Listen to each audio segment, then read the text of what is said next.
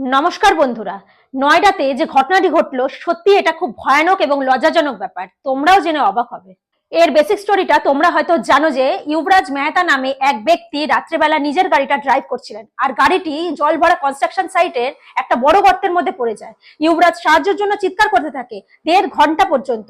সেখানে police, fire brigade সবাই আসে, কিন্তু কেউ তাকে বাঁচাবার চেষ্টা করেনি। প্রায় 2 ঘন্টা পরে ইউবরাজ জলে ডুবে মারা যায়। এই ঘটনার সময় ওখানে একজন ডেলিভারি বয় ছিলেন মনিন্দর সিং নামে।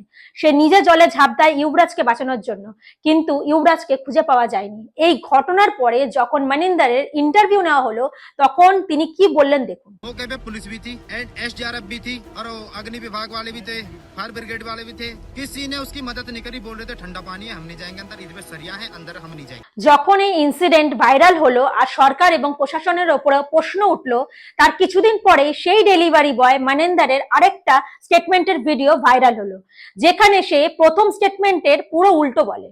15 मिनटों के अंदर अंदर वहाँ पे पुलिस पहुंच गई। कुछ लोग मौजूद थे, उन्होंने पुलिस को कॉल की। 15 मिनट के अंदर पुलिस पहुंचने के बाद तो कुछ देर बाद ही एसडीआरएफ, एनडीआरएफ, फायर ब्रिगेड सब ही समय पर पहुंच चुके थे। उन्होंने पूरी मशक्कत के बाद लगभग कुछ समय बाद ही उसे बहुत जल्दी रेस्क्यू कर लिया था लड़के को।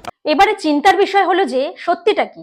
মনিন্দরকে যখন আবারও একবার জিজ্ঞাসা করা হলো তখন সে সাহস জুটিয়ে হিন্দুস্তান টাইমসকে সব সত্যি বলে দিল। সে বলল কি করে পুলিশ ওকে থানায় ডেকে একটা স্ক্রিপ্ট হাতে নিয়ে জোর করে তাদের ফেভারে একটা ভিডিও রেকর্ড করিয়েছে।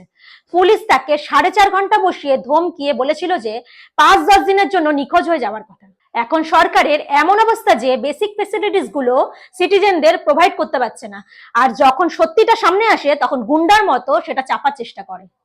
নয়ডাতে উপর থেকে নিচ অব্দি সব বিজেপির হাতে।